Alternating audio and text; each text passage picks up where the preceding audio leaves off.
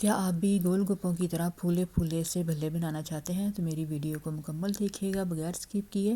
آج میں آپ کے ساتھ شیئر کروں گی ماش دال کے بھلے جو کہ بہت ہی پھولے پھولے سافٹ اور سپونجی بنیں گے۔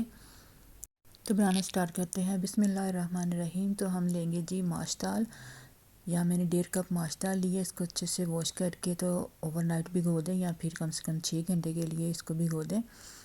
تو اس کے بعد ہم اس کو گرینڈ کر لیں گے، بہت ہی سافٹ اور سموتھ سا گرینڈ کریں گے، بہت ہی کم پانی ڈال کر کہ اس کا فلفی سا پیسٹ بن جائے۔ اب اس پیسٹ کو ایک بول میں ڈالیں گے۔ اگر آپ نے اس کو اوور نائٹ بھگو کر رکھا ہے تو پھر اس میں سوڈا ڈالنے کی ضرورت نہیں ہے۔ میں نے اوور نائٹ گرینڈ کیا تھا تو اس میں سوڈا نہیں ڈالوں گی، جسٹ نمک تھوڑا سا، اور کیونکہ ماش کی دال بادی ہوتی ہے تو اس میں تھوڑی سی اجوائن اور ساتھ میں تھوڑا سا زیرہ آپشنل ہے، اگر آپ نہیں ڈالنا چاہتے تو اسکپ کر دیں، لیکن اجوائن اور نمک جو ہے وہ ضرور ڈالیں، اور اس کو بیٹ کریں ایک ہی راؤنڈ میں گھماتے ہوئے۔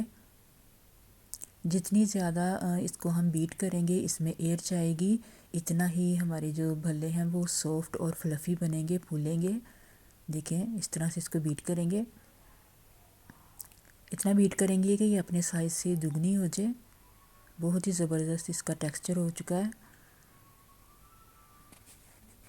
سافٹ اور پھولے پھولے بھلے بنانے کے لیے اس کو ماش کی دال کو بیٹ کرنا جو ہے وہ بہت زیادہ ضروری ہے۔ تو اب ہم اس کے بھلے بنائیں گے۔ تو گول گول بھلے بنانے کے لیے 1 سپون لیں اور اس طرح سے سپون بھر کے آئل میں ڈالتے جائیں گے۔ آئل کو ہم نے ہلکی آنچ پہ گرم کرنا ہے، فل گرم نہیں کرنا، ورنہ بھلے جو ہیں وہ ایک دم سے جل جائیں گے اور اندر سے کچے رہیں گے۔ تو 1 چمچ بھر کے ہم اس میں ڈالتے جائیں گے، اور اس طرح سے یہ گول گول بھلے ہمارے جو ہیں وہ بنتے جائیں گے۔ میڈیم ٹو لو آنچ پہ ان کو فرائی کریں گے تاکہ باہر سے بھی یہ گولڈن کلر کے ہو جائیں اور اندر سے بھی اچھے سے پک جائیں۔ اب بہت زیادہ کم لو پہ ان کو فرائی کریں گے تو یہ اوپر سے تو گولڈن ہو جائیں گے لیکن اندر سے کچے رہیں گے، اور بہت زیادہ آئل اپنے اندر جذب کریں گے، تو اس لیے اس کو میڈیم ٹو لو آنچ پہ فرائی کریں گے۔ جیسے ہی ان کی ایک سائیڈ ہلکی ہلکی گولڈن ہونا شروع ہو جائے تو ان کی سائیڈ کو چینج کر دیں گے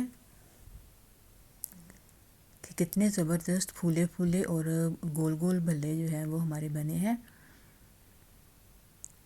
اس طرح سائڈ چینج کریں گے، یا پھر ساتھ ایک چمچ لے لیں اور اس کی سپورٹ سے بھلوں کی سائڈ چینج کر دیں۔ بہت زیادہ کڑاہی میں آئل ڈال کر فرائی کرنے کی ضرورت نہیں، پین میں ہی آئل ڈال کر یہ بہت ہی ایزیلی فرائی ہو جاتے ہیں اور آئل کی بچت بھی ہوتی ہے۔ تو اسی طرح دوسری سائڈ سے بھی گولڈن ہو جائیں گے تو ہمارے بھلے ریڈی ہیں، اور انہیں ہم نکال لیں گے۔ پھر میری ویڈیو آپ کو پسند آ رہی ہے تو لائک اور شیئر ضرور کریں، چینل پہ نئے ہیں پلیز میرے چینل کو سبسکرائب ضرور کیجیے گا۔ اور یہاں بھلے جو ہیں وہ فرائی ہو چکے ہیں اور اب انہیں میں نکال رہی ہوں۔ یہاں میں بناؤں گی ماش کی دال کے بھلے میٹھے۔ تو بھلوں کو آپ نے فریز کرنا ہے تو انہیں اس طرح ایک چھلنی میں رکھیں اور نیچے ایک پلیٹ ہے تاکہ ان میں سے ایکسٹرا آئل نکل جائے، اور پھر ان کو کسی بھی زپ بیگ شاپر میں ڈال کر تو آپ فریز کر سکتے ہیں 1 ماہ تک۔ جب بنانا ہو تو نکال لیں اور پانی میں ڈپ کریں، اور پھر اس میں دہی اور چٹنیاں یا سوس ڈال کر تو آپ کے بھلے جو ہیں وہ تیار ہیں۔ تو میں آپ کو اس طرح بنانا دکھاتی ہوں۔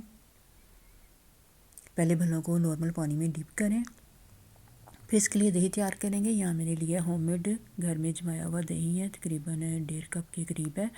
اس کو اچھے سے بیٹ کریں گے۔ اب اس دہی کو گاڑھا اور کریمی بنانے کے لیے اس میں ڈالوں گی کریم۔ آپ ٹیٹرا پیک کی کریم بھی ڈال سکتے ہیں، بازار کی کریم، گھر کی دہی کی بلائی یا پھر دودھ کی بلائی بھی ڈال لیں۔ تو میں یہاں ڈال رہی ہوں اس میں دودھ کی بلائی 1 کپ پھینٹ کے، جس سے دہی جو ہے وہ بہت ہی تھک اور کریمی سا بنے گا۔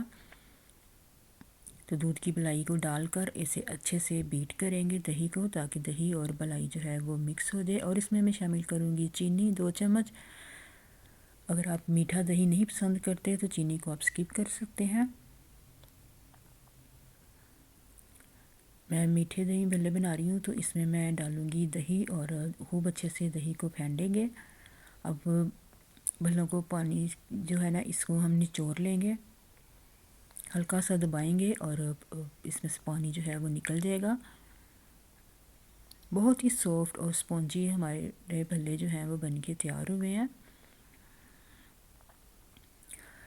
انہیں بنا کر فریز کر لیں رمضان المبارک کے لیے، اور عید پہ بھی بنائیں افطار پارٹیز میں۔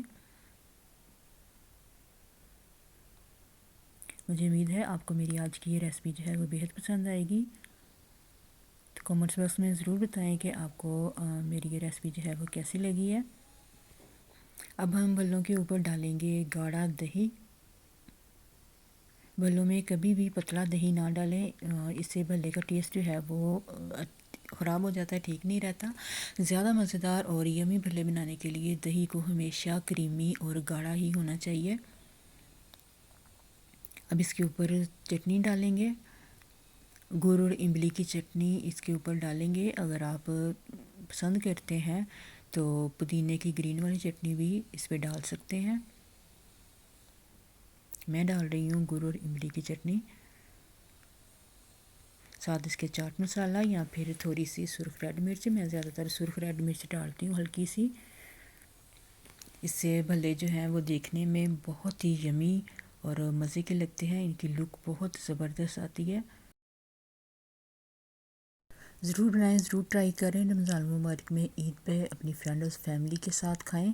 ملتے ہیں ایک نئی ویڈیو میں، اللہ حافظ۔